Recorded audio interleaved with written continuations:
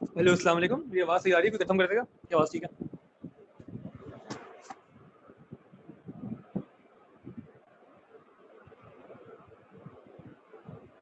ठीक है, thank you. हम बस शुरू कर रहे हैं।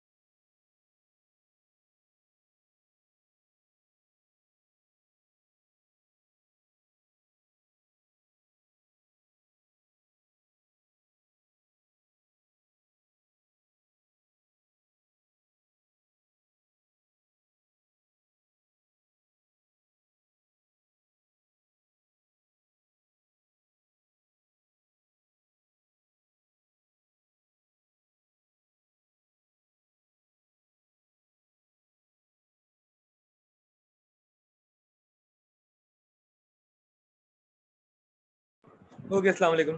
अच्छा, आज हमने करना क्या था, हमने पास पेपर्स करने थे कॉम्प्लेक्स नंबर्स के, हम वही शुरू करेंगे इंशाल्लाह। मैंने ग्रुप पे पिक्चर लेके भेजी है एक पेज की, जो आपके पास ऑलरेडी अवेलेबल होना चाहिए आपके पास पेपर्स में से, और हम इसमें से कुछ क्वेश्चन स्टार्ट करेंगे कॉम्प्लेक्स नंबर्स के। ये हमारा लास्ट टॉपिक है, सिलेबस हमारा मोर और लेस खत्म हो चुका है, और हम सिर्फ उसके अब जो कॉम्प्लेक्स नंबर के पास पेपर्स रहेंगे वो देखते हैं। ठीक है, will start with question 1 and will move forward. मैं यहाँ पे स्क्रीन शेयर कर देता हूँ, कोई मुझे एक बार कंफर्म कर देगा आवाज़ ठीक आ रही है? सही आ रही है सर। ओके, बेहतरीन, thank you.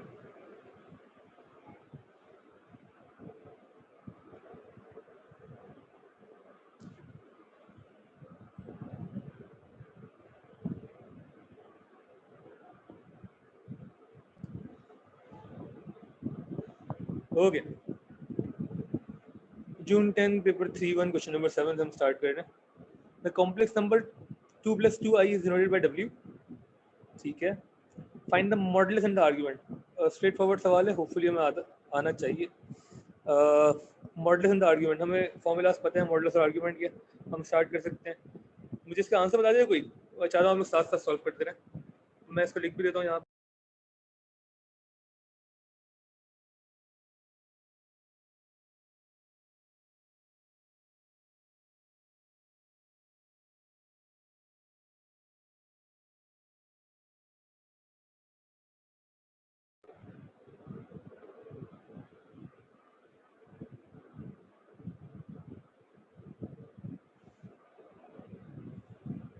Ji, u is 2 + 2i, modulus and argument of u.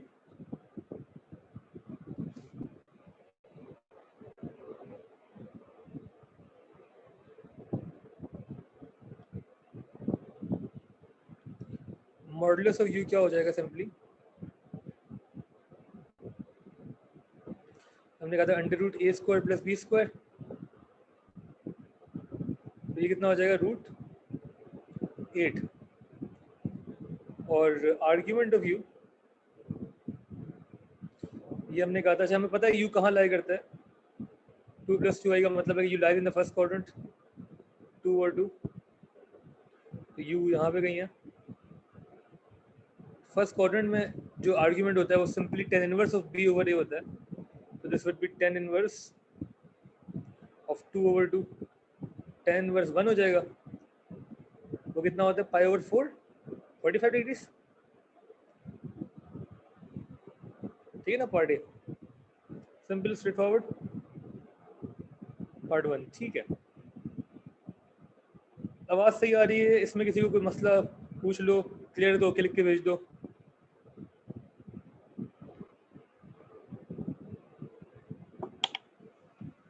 बाकी लोग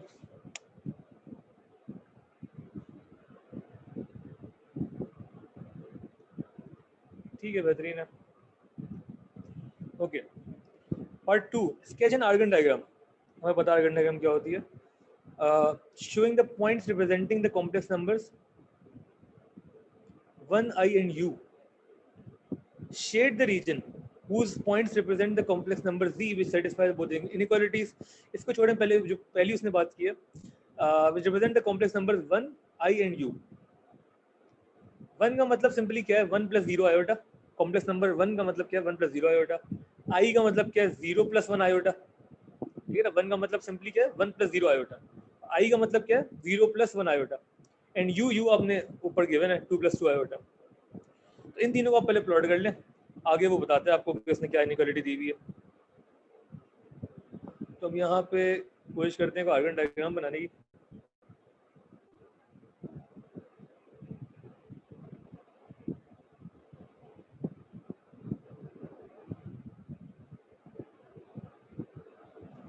ठीक है, तो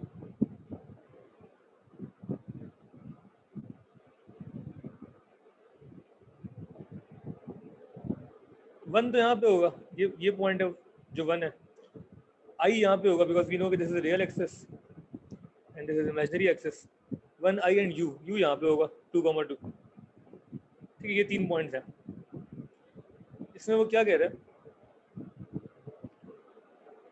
शेड द रीजन, आगे हम देखते हैं। अच्छा, इन तीनों को जरा सा नुमाया करने के लिए आप चाहें तो सर्कल कर दें, ठीक है। उसके बाद वो कह रहे हैं कि shade the region whose points represent the complex number z which satisfy both the inequalities. z minus 1 is less than equal to z minus I. क्या बनेगा यार इसमें पार्ट 2 में?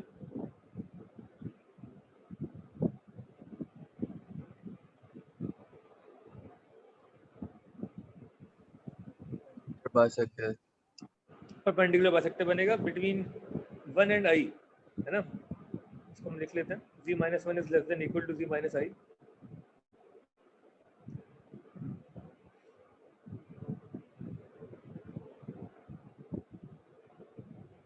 हमने कहा था माइनस कॉमन ले लें, 1 बचेगा यहाँ पे। तो आपका z1 जो है वो 1 है और z2 जो है वो I है, जो कि आपने मार्क किया हुआ है। इन दोनों के दरमियान परपेंडिकुलर बाइसेक्टर, इन दोनों के दरमियान परपेंडिकुलर बाइसेक्टर। अच्छा, वो परपेंडिकुलर बाइसेक्टर, क्योंकि हमें पता है कुछ इस तरीके से बनेगा, क्रॉस बना के ये इस पॉइंट को क्रॉस करेगा 2,2 वाले को, और ऑरिजिन को भी क्रॉस करेगा। बेसिकली अगर आप गौर करें तो ये कौन सी लाइन है? ये y इक्वल टू x की लाइन है, ठीक है। ये और करना थोड़ा इंपॉर्टेंट है अगले पार्ट्स के लिए, क्योंकि वहाँ पे ये इन्फॉर्मेशन यूज होती है। जब भी मैंने कहा था कि आप स्केचिंग बड़ी हो दिमाग से करनी है आपने, आपके लिए इंपॉर्टेंट क्या है स्केचिंग के वक्त कि जितना यूनिट यहाँ पे है 1 के लिए मोर और लेस उतना ही होना चाहिए। स्केल से बिल्कुल नाप के आपने करना है ताकि पॉइंट्स आपके खराब ना हो। परपेंडिकुलर बाइसेक्टर बन गया बिटवीन 1 एंड I, ठीक है। उसके अलावा उसने क्या कहा है, z minus u is less than equal to 1। यहाँ क्या बनेगा? सर्कल सर, सर्कल बनेगा और उसका सेंटर u होगा, रेडियस 1 होगा। सेंटर उसका u होगा, ये ना, z minus u is less than equal to 1। अच्छा, मैं इनइक्वालिटीज को भी देख नहीं रहा हूँ, मैंने रीजन हम डिफाइन करेंगे सारी बनाने के बाद। तो u is less than equal to 1 और u जो था वो बेसिकली 2 + 2 आयोटा था। तो 2 + 2 आयोटा पे एक सर्कल बनेगा, उसका रेडियस होगा 1। अब 1 रेडियस का मतलब क्या है? नीचे बन जाएगा, यहाँ बन जाएगा, यहाँ बन जाएगा और यहाँ पे भी बन जाएगा तकरीबन, ये 3 तक जाएगा ऊपर, ठीक है। नीचे ये आएगा यहाँ तक 1 तक, राइट पे मूव करेगा तकरीबन 3 तक, ठीक है। तो कम से कम ये 4 पॉइंट्स ही आपको दिख रहे हो ना, तो आप एक रफ स्केच कर सकते हैं। और कंपास होगा आपके पास तो बड़ा परफेक्ट बन जाएगा, बनना चाहिए।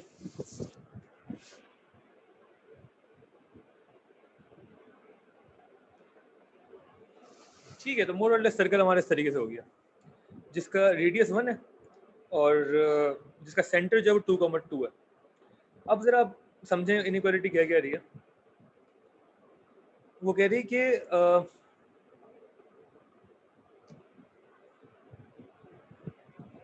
z minus 1 is less than equal to z minus I, मतलब 1 z is closer to 1 than to I।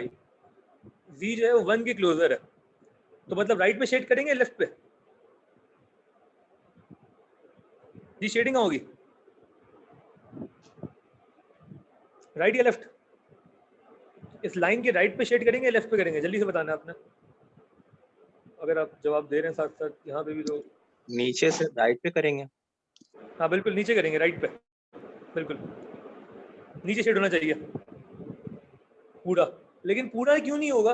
क्योंकि z should satisfy both the inequalities, सही है ना। उसने बोला हुआ है we satisfy both the inequalities, तो सिर्फ पहली नहीं दूसरी भी। दूसरी का मतलब क्या है?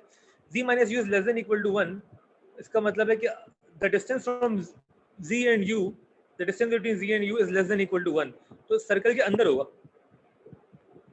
सही है। तो मतलब कि आप इसको पूरा शेड नहीं करेंगे, इन दोनों सर को कंबाइन तरीके से। जी क्या हुआ?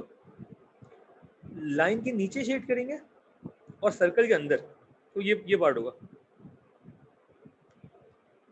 This is the common point of these two inequalities, सही है ना? वरना तो लाइन के नीचे तो बहुत कुछ था, इनफाइनाइट पॉइंट्स थे, वो पूरा नहीं करना आपने, और सर्कल के अंदर पूरा करना था, वही पूरा नहीं करना। इन दोनों का कॉमन ये पार्ट होगा। यहाँ तक क्लियर तो प्लीज ओके लिख के भेज दें, कोई कंफ्यूजन है पूछ लें।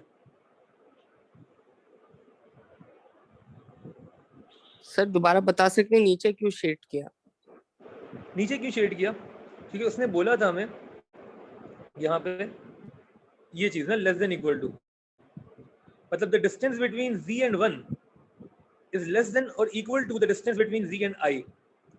परपेंडिकुलर बाइसेक्टर इक्वी डिस्टेंट होता है, तो 1 और i से इक्वी डिस्टेंट है सारे पॉइंट ऑन दिस लाइन, ठीक है?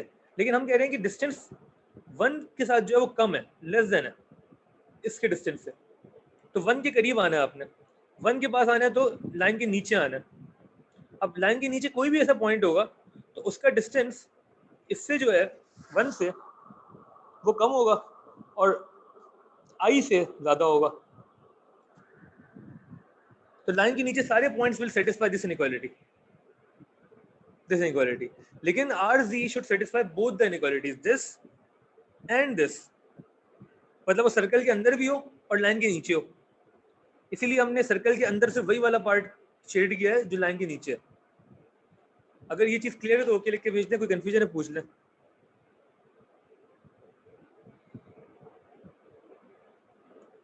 सर ये स्टेटमेंट जरा समझा दें, ये जो पहला स्टेटमेंट जो है the complex number I, 1 and U,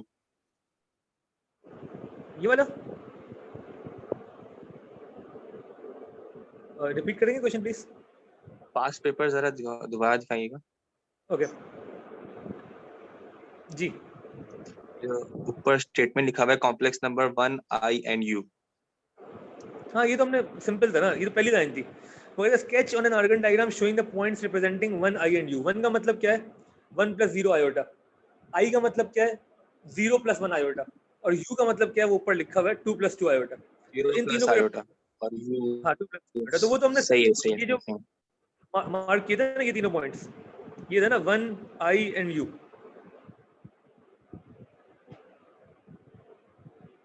ठीक हो गया? Okay sir. ओके लिख के भेज दें, कोई कंफ्यूजन है पूछ लें।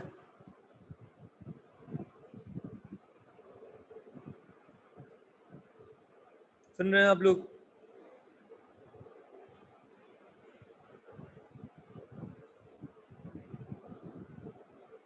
ठीक है, अच्छा ये शेडिंग तक तो हमने मोर और लेस कर ही लिया था, हम कॉम्प्लेक्स नंबर्स का हम सारी डिटेल देख ही चुके हैं। अब हमने कहा था ना क्वेश्चंस की थोड़ी वैरायटी है वो देखनी पड़ती है, तो अब वो देखते हैं। पार्ट 3 जरा देखें। Okay, using your diagram calculate the value of z mod for the point in this region for which argument of z is least.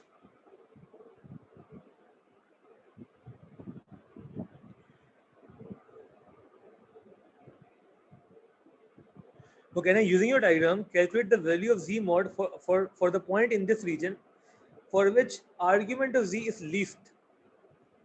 इसका अच्छा पहले तो argument of z है क्या? z कहाँ है ये सोचें पहले। z कहाँ है? z जो है is anywhere on this shaded region.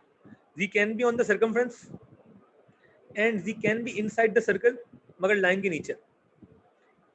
and z can be on this part also, line के ऊपर भी हो सकता है, लाइन के ऊपर हो सकता है, लाइन के नीचे, सर्कल के अंदर हो सकता है, सर्कल के ऊपर हो सकता है, इन सब में z हो सकता है। ये हमने शेड किया, शेड का मतलब ही यही है। अब हम क्या कह रहे हैं कि आर्ग्यूमेंट ऑफ z लीस्ट कब होगा? अच्छा, आर्ग्यूमेंट ऑफ z का मतलब क्या है? आर्ग्यूमेंट ऑफ z बेसिकली मतलब है आर्ग्यूमेंट ऑफ z - 0, ऑरिजिन से z का आर्ग्यूमेंट। अगर मैं बोलूँ z हेयर है, for example this is z, तो आर्ग्यूमेंट जो बनेगा वो ये बनेगा, ये एंगल, ठीक है? और अगर मैं बोलूँ z फॉर एग्जांपल यहाँ है इस पॉइंट पे, तो आर्ग्यूमेंट जो बनेगा वो ये बनेगा।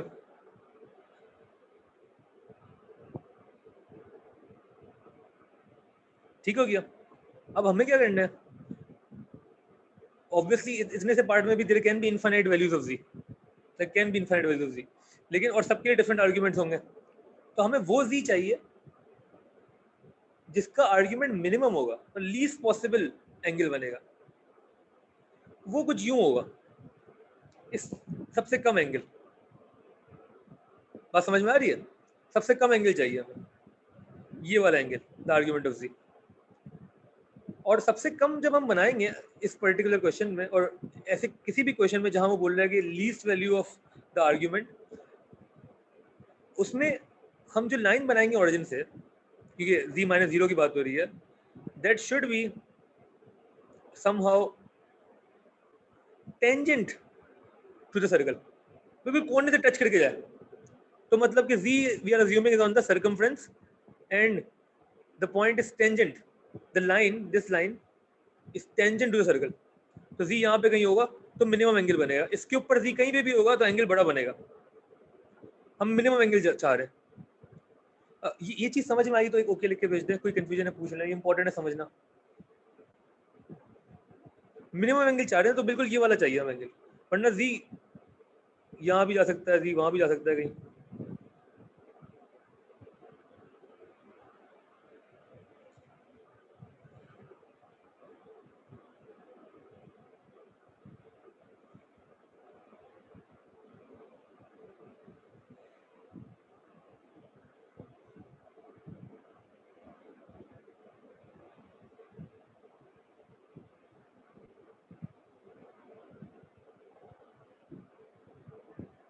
ठीक है, समझ में आ रहा है? ओके।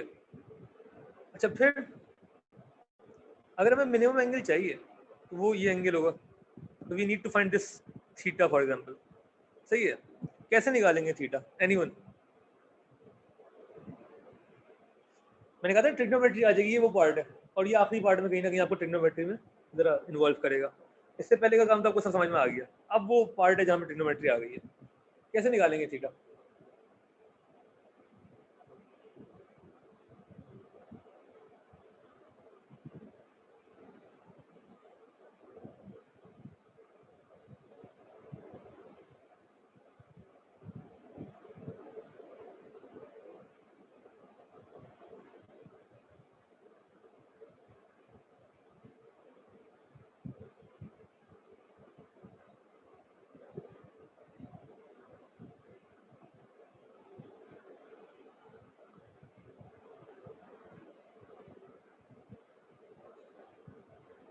सर ट्रायंगल की बेस 2 हो जाएगी। ट्रायंगल की बेस 2, एक सेकंड, कुछ और भी कोई बोल रहा है। सर हाइट ऑफ ट्रायंगल पता है, टेंजेंट से लगा लेंगे 1/2। नहीं, यहाँ आप लोग एक अजम्पशन ले रहे हैं कि ये ट्रायंगल बन रहा है। नहीं, this is not the triangle we are looking at. ये तो मैंने रफली बनाया, तो पता नहीं ये 2 पे टच करेगा या नहीं पड़ेगा, मैं नहीं पता, वी आर नॉट श्योर। ये थोड़ा सा डिफरेंट तरीके से बना सकता हूँ मैं, तो वो थोड़ा और ख़राब हो जाएगा। फॉर एग्जांपल ये तो मैंने हवा में बना दिया यूं करके कुछ, तो फिर तो ये 2 तो नहीं होगा ना, तो वी आर नॉट श्योर कहाँ पे टच सर करेगा। किसी भी पॉइंट पे अगर आप ड्रैग कर दें उसको एक्स एक्सिस पे, तो वो 90 डिग्री का बना लेगा, और उसी पॉइंट पे अगर हम बेस और हाइट ले लें तो उससे नहीं निकाल सकते? हाँ, लेकिन हमें बेस हाइट पता नहीं है ना, we don't know the base height. अगर मैं ये इसको सर 90 अगर डिग्री आपने मार्क करेंगे अगर आप डायग्राम पे, तो उससे आप ढूंढ नहीं सकते? आप ये कह सकते हैं कि हाँ, अगर हमारी डायग्राम बड़ी क्लियर है और हमने बड़ा लेबल किया, तो कुछ हद तक we can find this point and इसके कोऑर्डिनेट फॉर एग्जांपल 5,3 है, तो वी कैन नो कि 5 is the base and 3 is the height for example. लेकिन that is really the case ना, कि हम इतना क्लियर बना ले कि हम एक पॉइंट तक पहुंच जाएं। जो इसमें एक जेनेरिक तरीका जो हम यूज कर सकते हैं वो ये है कि हमें पता है हम टेंजेंट बना रहे हैं ना, और वी नो कि सर्कल का रेडियस और टेंजेंट के दरमियान एंगल हमेशा 90 डिग्री बनता है। ये हमें पता है ना, हमने ये सीखा था एएस में भी आई थिंक। और फॉर एग्जांपल ये सर्कल है और ये सर्कल का रेडियस है, और मैं टेंजेंट बना रहा हूँ फॉर एग्जांपल, ये टेंजेंट है, तो the angle between the radius of the circle centre O and a tangent is always 90 degree. तो यहाँ पे भी रेडियस और टेंजेंट के दरमियान जो एंगल बनेगा वो 90 डिग्री का ही बनेगा। सब फॉलो कर रहे हैं? ये हमें फॉर श्योर पता है कि the angle between the tangent and the radius is 90। इसके अलावा जो भी चीजें हमें कंफर्म नहीं पता, वो तो रिलाई करना पड़ेगा अपनी एक्यूरेसी के ऊपर। ठीक है, अब इसको हम यूज कर सकते हैं 90 वाली कहानी को। अच्छा, रेडियस भी हमें पता है, रेडियस कितना है? रेडियस कितना है? 1 इस सर। सर्कल का रेडियस कितना? 1 1 सही है ना? ये हमें पता है, हमने बनाया था इसको। वो था यहाँ से हमने बनाया था ना, ये रेडियस वाज 1। ठीक है, रेडियस की लेंथ पता है हमें 1, हम इसका एंगल पता है 90 डिग्री। ठीक है, हमें इसके कोऑर्डिनेट्स भी पता है 2,2, तो ये फाइंड करना कोई मुश्किल नहीं होगा, हम फाइंड कर सकते हैं। और फिर हम ये एंगल निकाल लेंगे, ये एंगल फॉर एग्जांपल, इसको मैं अल्फा कह लेता हूँ। और सिमिलरली मैं ये एंगल भी निकाल सकता हूँ, बीटा फॉर एग्जांपल, क्योंकि इसमें मुझे पता है ये लाइन बन रही है यूं, और मैं अल्फा और बीटा को ऐड कर सकता हूँ और 90 में से माइनस कर सकता हूँ अपना थीटा फाइंड करने के लिए, जो कि एक्चुअली मेरा क्वेश्चन था। ये चीज समझ में आई है? तो ओके, सर आप अल्फा कैसे निकालेंगे? नहीं सर, आप अल्फा कैसे निकालेंगे? जरा ये समझाएं। अल्फा के लिए वी नीड 2 साइड्स ना, वी नीड 2 साइड्स। हमें पता है राइट एंगल ट्रायंगल है, एक साइड तो हमें पता है 1, ये साइड कैसे आएगी? From O to the centre, O to the centre, ये साइड कैसे आएगी? We know the coordinates of this side 2 and 2। Follow कर रहे हैं? 2 and 2 कोऑर्डिनेट्स का मुझे पता है। लगेगा। हाँ, distance formula, the distance between origin and this point 2,2। तो अब मैं बेसिकली ये कह रहा हूँ ना, एक पॉइंट 2,2 यहाँ पे, ओरिजिन से मुझे इसका डिस्टेंस चाहिए, तो मैं निकाल सकता हूँ ना, पाइथागोरस थ्योरम से भी निकाल सकता हूँ, डिस्टेंस फार्मूला से भी निकाल सकता हूँ। डिस्टेंस फार्मूला जो है बेसिकली पाइथागोरस थ्योरम से आया है, तो that would be √2² + 2² which is √8। तो ये मुझे पता है √8 है, ये मुझे पता है 1 है, तो मुझे ये अल्फा मिल जाएगा। सब फॉलो कर रहे हैं? बात समझ में आ रही है? ये √8 है और ये 1 है, तो I can find the value of alpha. Alpha कैसे आएगा? साइन से आएगा 20.7। ऑपोजिट ऑफ हाइपोटेनस, बिल्कुल ठीक है। साइन अल्फा जो है दैट शुड बी 1/√8। अल्फा कितना होगा?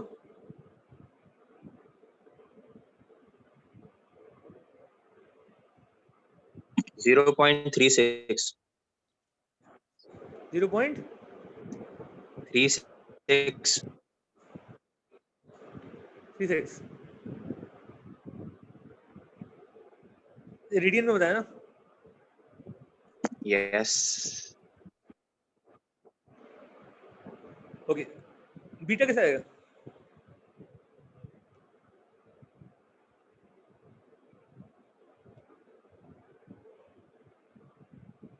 जी, बीटा कैसे आएगा? π/2 - 0.36। नहीं, not really. Sir cos rule लगेगा। बीटा कॉस रूल लगा सकते हैं या इस ट्रायंगल को यूज कर सकते हैं बेसिकली। आपको पता है इसकी, ये भी राइट एंगल ट्रायंगल है। अच्छा, हाँ सही है, सही है, सही है, सही है। ये 2 हो जाएगी, तो इसकी लेंथ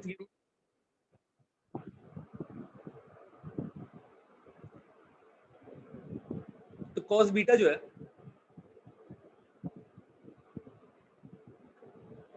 इसको साफ कर दूं।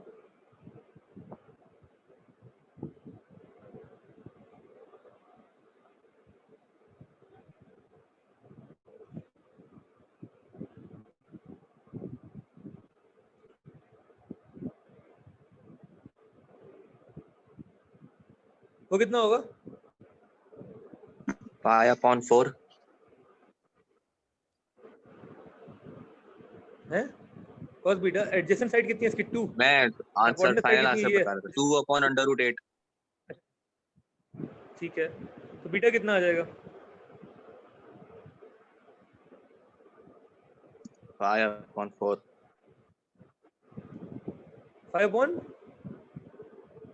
5/4। कंफर्म कर देगा बीटा की वैल्यू कितनी आ रही है? Pi upon 4। Okay, pi upon 4, ठीक है। अच्छा वैसे ये ना हमें अंदाजा होना चाहिए था थोड़ा सा, उसकी लॉजिक पता है क्या है? कि पाई अपॉन 4 क्यों आया? हमें ये पता होना चाहिए था कि जब भी y इक्वल टू एक्स की लाइन बनती है तो वो हमेशा ऐसे बनती है, यहाँ 45 डिग्रीज, यहाँ 45 डिग्रीज, विच इज मतलब पाई ओवर 4 बेसिकली। अब वो हमें दिख रहा था कि y इक्वल टू एक्स की ही लाइन है, 90 डिग्री को इक्वली डिवाइड करती है ना y इक्वल टू एक्स की लाइन, और y इक्वल टू एक्स की लाइन में कैसे कंक्लूड किया था कि ओरिजिन से पास हो रही है और 2,2 से पास हो रही है, तो मतलब दोनों पे y इक्वल टू एक्स है, तो मतलब ये जो बीच वाला पॉइंट भी इस पे होगा 1,1 वाला। तो हमें ये भी पता है कि ये भी पाई ओवर 4 है, ये भी पाई ओवर 4 है, ये तो हमने निकाल लिया, बीटा पाई ओवर 4 आ चुका है हमारा। तो इसको अगर हम देखें, हमें पता है कि theta plus alpha should be pi over 4। We want to find theta, theta should be pi over 4 minus alpha, alpha हम निकाल चुके हैं ऊपर, दैट इज 0.36। तो थीटा की वैल्यू कितनी आ रही है? 0.425। 0.425। ये समझ में आया? तो बता दें, कोई कंफ्यूजन है पूछ लें। सर वो कहानी रिपीट कर दें, वो जो आप बता रहे थे कि ओरिजिन से गुजर रही, तो ये हमें पता होना चाहिए कि 45 है या ना नहीं चाहिए, मतलब आपने फाइंड कर लिया ना ऑलरेडी, वैसे भी बीटा आपको समझ में आ गया पाई ओवर 4 है। मैं कह रहा हूँ y इक्वल टू एक्स की लाइन हमेशा 45 डिग्री एंगल बनाती है। y इक्वल टू एक्स की लाइन जो होती अच्छा, है जब भी वो ओरिजिन से गुजरेगी। ओरिजिन से हमेशा गुजरती है, वो जाहिर सी बात है। y इक्वल टू एक्स की लाइन है क्या कि x जितना है y उतना है ना, 1,1 आएगा, जी जी। 5,5 आएगा एंड सो ऑन, ठीक है। तो जब भी y इक्वल टू एक्स की लाइन बनती है वो हमेशा 45 डिग्री का एंगल बनाती है, क्योंकि वो 90 को डिवाइड कर रही होती है 2 से। समझ में आई ट्रिग्नोमेट्री इसकी? ये जिन लोगों ने जो डायरेक्ट आंसर दिया था कि हम इस ट्रायंगल को देख लेंगे और ये एंगल फाइंड हो जाएगा, ऐसे नहीं होगा, कभी भी नहीं होगा। आपने हमेशा यूज करना है उस सेक्टर के radius would be perpendicular to the tangent. Clear है ये चीज? तो ओके लिख के भेज दें, कोई कंफ्यूजन है पूछ लें। सर डिस्टेंस फॉर्मूला एक बार लिख देंगे? डिस्टेंस फॉर्मूला, ए से बी का डिस्टेंस अगर मुझे चाहिए तो अंडर रूट करना है x2 माइनस x1 का square plus y2 minus y1 का स्क्वायर। यहाँ पे हमने जो डिस्टेंस फाइंड किया था वो ऑरिजिन से किया था ना, तो माइनस 0 किया नहीं हमने, डायरेक्ट 2 माइनस 0 का स्क्वायर प्लस 2 माइनस 0 का स्क्वायर, और हमने पाइथागोरस से भी देख लिया था। बेसिकली डिस्टेंस फॉर्मूला जो बना है पाइथागोरस थ्योरम से ही बना है।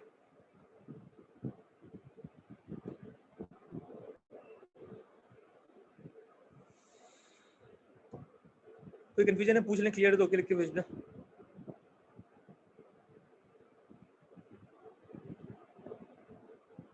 एक सेकेंड, रियल जी और लेस देन जी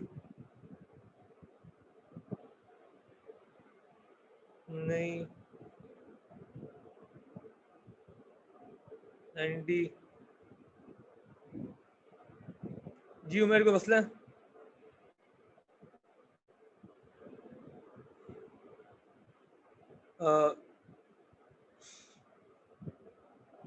क्लियर है तो ओके लिख के भेज दे, कोई कंफ्यूजन है पूछ लें, हमने सॉल्व कर लिया है, जो कंफ्यूजन है पूछ लें।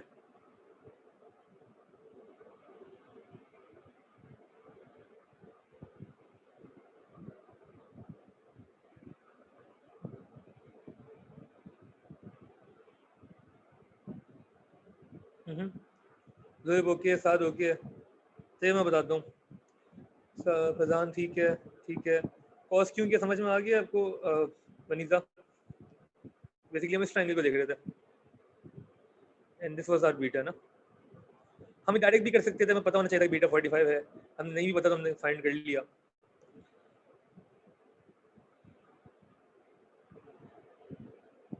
एडजेसेंट ओवर हाइपोटेनस देख रहे थे दोस्तों, एडजेसेंट ओवर हाइपोटेनस, ठीक हो गया।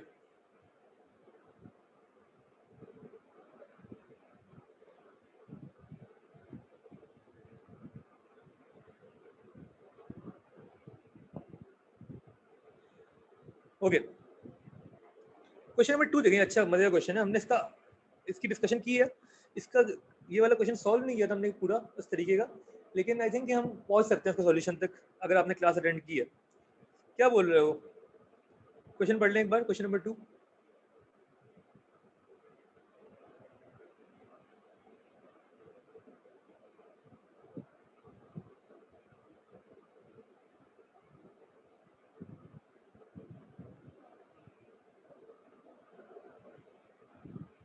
Equation 2x cube minus x square plus 2x plus 12 equal to 0 has one real root and two complex roots. हमने कहा था कि कॉम्प्लेक्स रूट जब भी आएंगे पेयर में आएंगे। क्यूब है 3 रूट होंगे, एक वो कह रहा है रियल है, 2 कॉम्प्लेक्स है। Showing your working verify that 1 plus I root 3 is one of the complex roots. पहले तो बताएंगे वेरीफाई कैसे करेंगे, ये वेरिफिकेशन में भी काम लगेगा। State the other complex root, state करना तो कोई मसला नहीं होना चाहिए आपके लिए। अदर कॉम्प्लेक्स रूट क्या होगा? कॉन्जुगेट होगा। पहला 1 plus I root 3 है, दूसरा 1 minus I root 3 होगा, तो वो तो स्टेट करना कोई मसला नहीं, फ्री के मार्क्स है। वेरीफाई कैसे करेंगे कि ये रूट है? हाउ विल यू वेरीफाई कि ये रूट है? पहले हम लोग क्वाड्रेटिक इक्वेशन बनाएंगे लॉन्ग डिविजन क्यों? से।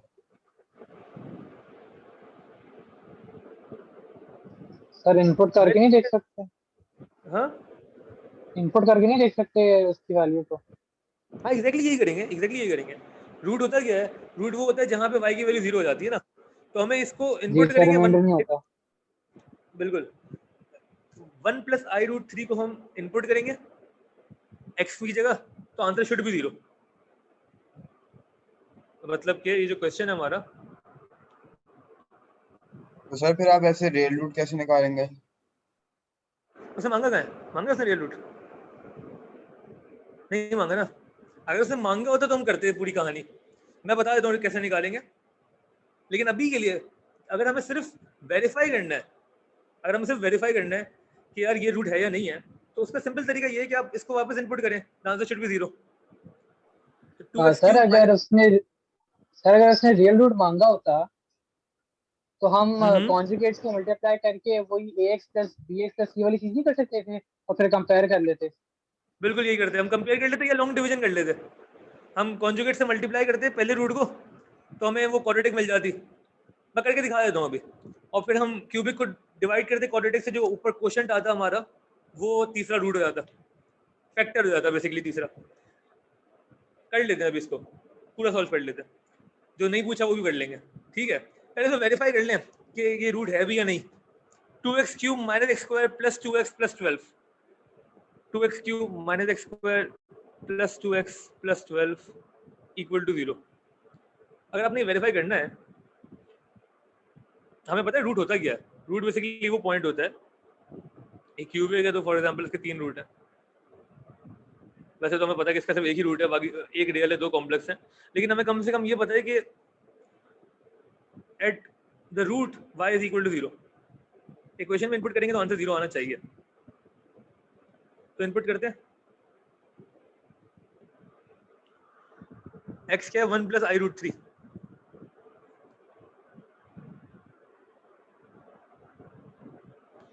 तो ये हो जाएगा 2 into 1 plus I root 3 का क्यूब। अब बस ये करने में कबाहत होगी आपको, थोड़ी सी थोड़ा सा मतलब फजूल काम लगेगा आपको, लेकिन करना तो है।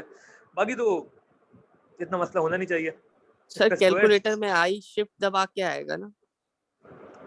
हाँ लेकिन कैलकुलेटर में दिखाना नहीं है ना, आपने इसमें करना है, वर्किंग शो करनी है। वेरीफाई कैसे करेंगे? कैलकुलेटर से वेरीफाई करना था तो इसी को सॉल्व कर लेते कैलकुलेटर पे, वो आपको तीनों रूट दे देगा।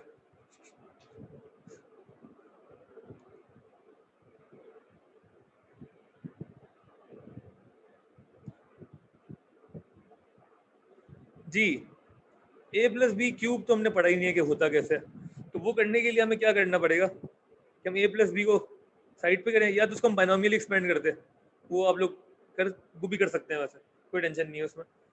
और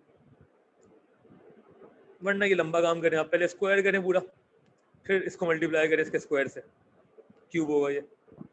यहाँ पे हम स्क्वायर की वैल्यू निकाल लेते हैं, रूट 1 प्लस रूट 3 आई का whole square, A square plus 2ab plus B square root 3 I का होल स्क्वायर। ये भी साथ साथ सॉल्व करते रहो, मुझे आंसर जल्दी से बता दो इसको कोई। प्लस 2 टाइम्स सर आप तो क्वेश्चन 1 का आंसर क्या आ रहा था पार्ट 3 का? क्वेश्चन नंबर 1 पार्ट 3 जी सर। थीटा हमारा 0.425 आ रहा था। सर बुक में वो आ रहे हैं √7। √7 जी √7 आ रही है उसकी वैल्यू। मैंने पीछे से आंसर दिखे थे तो वहाँ पे वो √7 आ रहा है। √7 कैसे हो सकता है? √7 का की वैल्यू सर क्या है? लिखा हो तो √7 ऑब्टेन आंसर। मैं आपको पिक्चर भेजूं उसकी? एक सेकंड रुको। ओके। अच्छा बेसिकली हाँ सही है, हमने इनकम्प्लीट काम किया था, हमने आर्ग्यूमेंट इस लीस्ट निकाला था। उसने क्वेश्चन पढ़ेंगे क्या लिखा था पार्ट 3 में, उसने कहा था using your diagram calculate the value of z mod. Z mod नहीं निकाला था हमने। जी बात सर। समझ में आ रही? हमने जी मॉड नहीं निकाला था, हमने वो आर्ग्यूमेंट निकाल लिया जो कि लीस्ट था। बेसिकली थीटा हमने सही निकाला है जो कि हमें चाहिए था, थीटा तो यही था। आर्ग्यूमेंट उसने बोला मॉडुलस बताएं, उसका मॉडुलस मतलब यहाँ से लेके यहाँ तक की लेंथ बताएं, लेंथ कितनी है। फॉलो कर रहे हैं? उसने बोला कि आप मुझे यहाँ से लेके यहाँ तक की लेंथ बताएं। तो लेंथ निकालना का कोई मुश्किल काम है नहीं आपको, क्योंकि ट्राइंगल सारे बने हुए हैं। यू नो कि दिस इज √8, दिस इज 1, इसकी वैल्यू निकाल लें यूजिंग पाइथागोरस थ्योरम।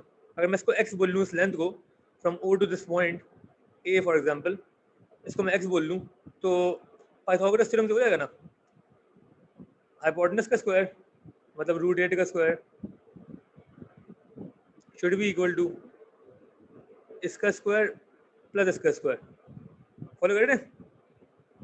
तो x should be equal to √8 का स्क्वायर इज 8 -1 का अंडर रूट, तो ये आ गया अंडर रूट, तो बेसिकली 8 - 1 इज x स्क्वायर, तो x जो है वो √7 हो जाएगा। अच्छा हमने कुछ और फाइंड कर लिया, उन्होंने मांगा कुछ और था, उन्होंने लेंथ मांगी थी, हमने एंगल निकाल लिया। सर फॉलो इसमें कर रहे हैं? एंगल का फायदा क्या हुआ? ये तो टाइम वेस्ट नहीं हुआ ऐसे, क्योंकि एंगल का फायदा क्या हुआ सर इसमें?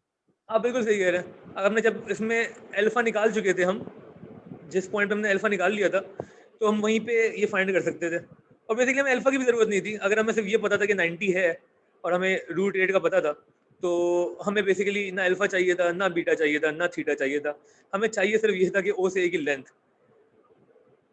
फॉलो कर। ये लेकिन तो शायद हो अच्छा गया। है, कभी कभार वो आपसे एंगल मांग लेता है, कभी कभार वो आपसे मॉडुलस मांग लेता है, लेकिन हमने इसको पूरा खोल के सॉल्व कर लिया, तो उसने कुछ भी मांगा आप बता सकते हैं। उसने आपसे लीस्ट एंगल मांगा तो थीटा आंसर है आपका। उसने आपसे बोला उस z का मॉडुलस बताएं, मतलब लेंथ बताएं ओ से लेके ए तक की, तो वो भी आपने कर लिया। और उसने कुछ और पूछा तो वो भी आप कर सकते हैं होपफुली इंशाल्लाह। बात समझ में आ रही है? क्लियर है ये चीज़? तो ओके लिख के भेज दें, कोई कन्फ्यूजन है पूछ लें। थैंक यू राफे, आपने बिल्कुल सही बोला है कि हमें मांगा कुछ और था, हमने निकाल कुछ और दिया। ओ ए मांगा था उन्होंने, ओ ए की लेंथ मांगी थी। Welcome sir. मैं रिपीट कर रहा हूँ क्वेश्चन। उन्होंने कहा था कि calculate the value of the modulus z for the point in this region. तो √7 जो आप आंसर कह रहे हैं वो बेसिकली उस मॉडुलस की वैल्यू का आंसर है जो हमने निकाल लिया यहाँ पे साइड में। तो हम पाइथागोरस थ्योरम से सुकून से कर सकते हैं। लेकिन जो मुश्किल चीज़ थी जो उसने नहीं मांगी थी हमने निकाल ली है। ये भी इंपॉर्टेंट है बिकॉज आपके काम होगी, काम आएगी। अभी हम आगे क्वेश्चंस करेंगे तो वो करता रहेगा, कभी लीस्ट एंगल मांगेगा, ग्रेटेस्ट एंगल मांगेगा। तो उसके लिए आपको पता होगा हम टेंजेंट बना रहे हैं और सॉल्व कर रहे हैं। ठीक हो गया? क्लियर है यहाँ तक? एक कंफर्मेशन भेज दें अगर आप साथ साथ चल रहे हैं, कोई कंफ्यूजन है पूछ लें।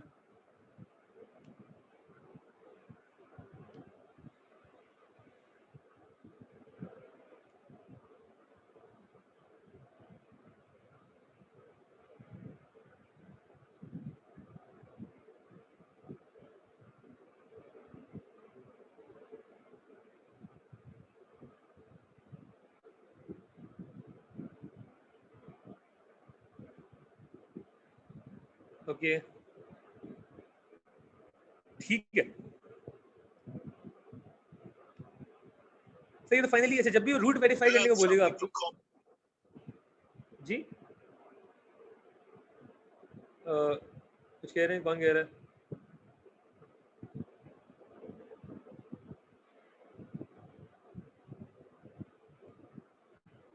बेसिकली जब भी वो रूट फाइंड करने बोलेगा आपको, तो आपने सॉरी वेरीफाई करने बोलेगा कि वो रूट है या नहीं, तो उसका आसान तरीका ये होता है कि आप इसको वापस इनपुट करें, the answer should be equal to 0, the answer should be equal to 0।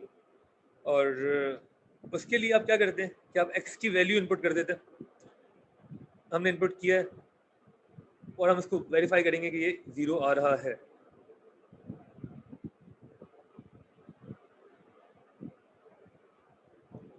One plus I root three, इसको एक्सपेंड कर दें, 2 into 1 is 2, 2 into i root three will be 2 root 3 i plus 12 equal to 0। ठीक है, इसकी expansion अगर मुझे मिल जाए direct तो ये होगा 1 प्लस 2 रूट 3। मैं सिर्फ इसको देख रहा हूँ क्योंकि इसकी एक्सपेंशन यहाँ भी काम आ जाएगी ना, a प्लस बी का होल स्क्वायर जो है 1 प्लस 2 रूट 3 प्लस 3 आई स्क्वायर। आई स्क्वायर क्या होता है? -1, तो 1 प्लस 2 रूट 3 प्लस 3 टाइम्स -1, ये कितना हो जाएगा? 1 माइनस 3 -2, तो हो जाएगा -2 प्लस 2 रूट 3। फॉलो करें ना, ये मैंने एक्सपेंशन यहाँ पे पहले इसलिए कर ली कि इसको दोबारा वही काम ना करना पड़े। तो अब मैं यहाँ लिख सकता हूँ 2 इंटू 1 प्लस आई root 3 times -2 plus 2 root 3। Sir आपने एक्सपेंशन में से आई हटा दिया। हाँ वही तो मकसद था, आई हटाना क्यों था हमने? अच्छा वो वहाँ पे, अच्छा सॉरी, ये वाला आई, हाँ यहाँ पर सही कह रहे हैं आप, बिल्कुल ठीक कह रहे हैं। अच्छा उसके बाद इन दोनों को मल्टीप्लाई करें, मुझे बताएं क्या आंसर आ रहा है इसका। इसको अलग से मल्टीप्लाई करें और बताएं क्या आंसर आ रहा है। ये तो साथ साथ चलता रहेगा जो बाकी चीज़ें। 2 प्लस 12 जो है वो 14 हो जाएगा, 2 रूट 3 आया बेटा।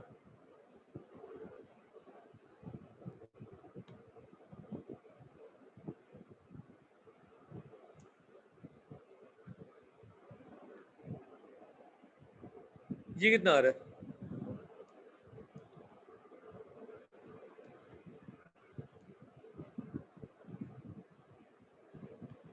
One into -2 is -2, 1 into 2 root 3 is 2 root 3 आया बेटा।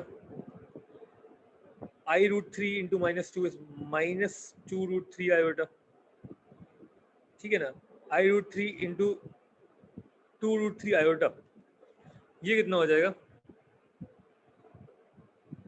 2 रूट 3 मल्टीप्लाई बाय रूट 3 कितना होगा?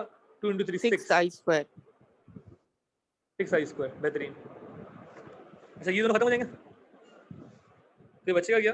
2 इंटू -2 प्लस 6 इंटू -1, तो ये हो जाएगा 2 इंटू -2 -6 -8 होता है, तो that would be -16 minus minus plus हो जाएगा, +2 -2 रूट 3 आयोटा, ठीक है। +14 नीचे आ रहा है, +2 रूट 3 आयोटा, ये और ये कैंसिल हो जाएंगे। -16 + 2 -14 +14 वो आखिर में 0 ही आ जाएगा। ठीक हो गया, ये हमने शो कर दिया, वेरीफाई कर दिया कि दिस इज अ रूट, ठीक है ना। इसके अलावा क्या है, उसने बोला कि एक तो आप वेरीफाई करें कि रूट है। सर ये एक्सपेंशन में 1 कहाँ गया? कौन सा वाला 1? ऑरेंज जो आपने लिखा है -2 + 2 √3 आयोटा, 1 नहीं है यहाँ? हाँ यहाँ पर 1 + 2, ये जो था इसकी बात कर रहे हैं। देखें जरा ऐसे दोबारा। हाँ इसकी एक्सपेंशन क्या है? इसकी एक्सपेंशन हमने यहाँ पे साइड पे कर ली ना, ये 2 बार था ना। इसका जो क्यूब था तो पहले हमने स्क्वायर किया और यहाँ का स्क्वायर ऑलरेडी था, तो इस स्क्वायर को मैंने एक्सपेंड किया तो वो यहाँ तक आ गए थे हम। अब ये चीज़ उठा के डायरेक्ट यहाँ रख दी। एक ही बार एक्सपेंड करें, 2 बार क्यों करेंगे आप? सही बात समझ में आ रही है? ठीक है, तो जब भी हमने इसको 1 बाय 1 तोड़ा के एक जगह एक्सपेंड कर लें, दूसरी जगह पुट कर दें।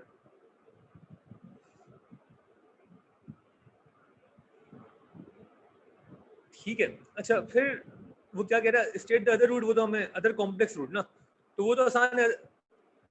एक रूट जो है वो x1 जो है वो 1 + रूट 3 आयोटा है, तो दूसरा रूट जो है वो 1 माइनस रूट 3 आयोटा होगा। ये तो हमें पता है कि रूट्स जो आएंगे वो कॉन्जुगेट्स में आएंगे। x3 क्या होगा अगर ये उसने पूछा नहीं है? अच्छा हमें ये पता है x3 रियल है, हमें एटलीस्ट ये पता है कि x3 रियल है, तो लेकिन x3 अगर फाइंड करना होता कैसे करेंगे? Anyone?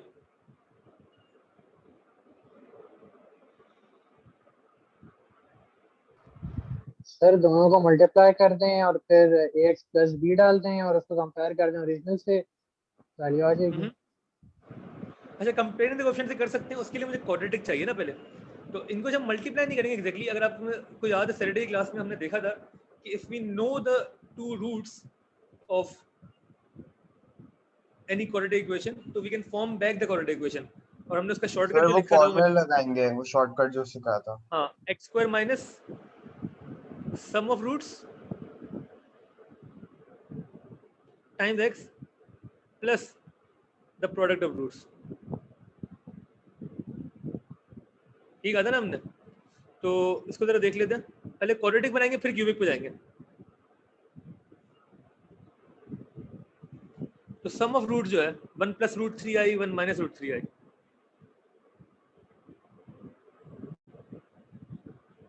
One plus root 3i plus 1 minus root 3i, ये कितना हो जाएगा? 2 है ना? ये तो कैंसिल हो जाएंगे। जब आप कॉन्जुगेट्स को ऐड करते हैं तो इमेजिनरी पार्ट कैंसिल ऑफ हो जाता है। प्रोडक्ट ऑफ रूट्स जो है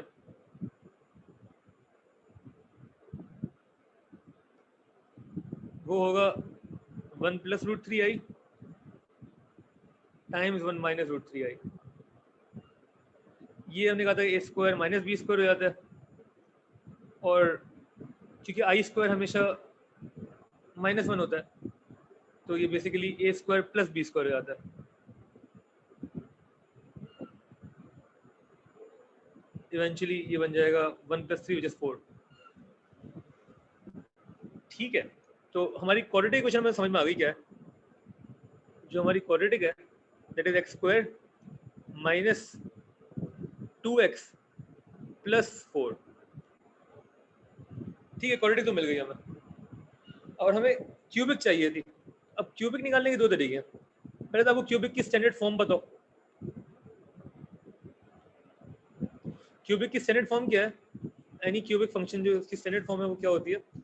दैट इज ax क्यूब, एक क्यूब की टर्म होती है, एक स्क्वायर की टर्म होती है, एक x की टर्म होती है और एक कांस्टेंट होता है। ax cube plus bx square plus cx plus d। तो इसको करने के दो तरीके हैं। एक तो ये है कि आपको पता है कि अगर मैं क्वाड्रेटिक को मल्टीप्लाई करूं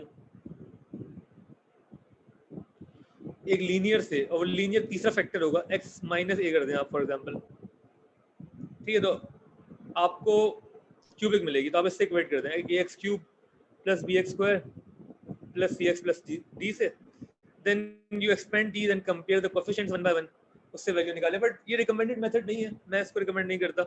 आप कर सकते हैं, आंसर आ जाएगा। उससे बेहतर जो मुझे लगता है कि इफ यू नो 2 फैक्टर्स और तीसरा फैक्टर चाहिए तो आप लॉन्ग डिवीजन कर सकते हैं।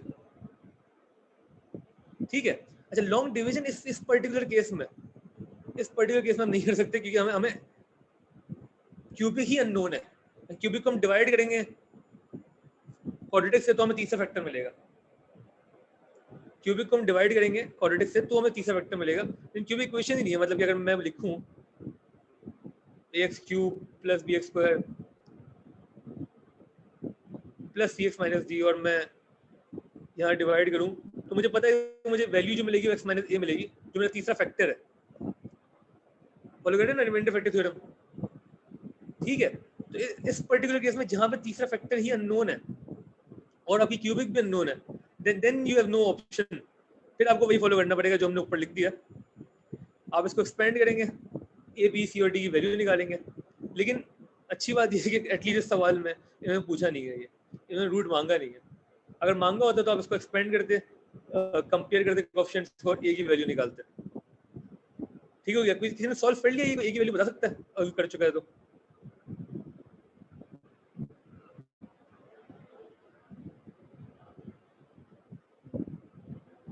मुश्किल है, खैर इसको कर सर लें ये आज। x माइनस a वाला पॉइंट समझ नहीं आया मतलब।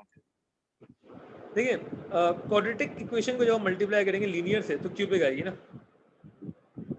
क्वाड्रेटिक इक्वेशन को जब आप मल्टीप्लाई करेंगे लीनियर से तो क्यूबिक आएगी। तो x माइनस ठीक है। माइनस से क्यों मल्टीप्लाई करा, प्लस से कर देता। Normal this is how we write a factor ना, अगर x माइनस a फैक्टर है तो x is equal to a आपका रूट है। याद है ना कि जब हमने रिमाइंडर फैक्टर थ्योरम पढ़ा था जी जनरली अगर रूट उसमें दिया हुआ होता है तो x इक्वल टू a आपका रूट है, तो फैक्टर क्या होगा x माइनस a, तो हम x माइनस a इसलिए मल्टीप्लाई करते हैं, ये हमारा फैक्टर है इसका। तो ये दो फैक्टर्स हैं, बेसिकली तीन फैक्टर है।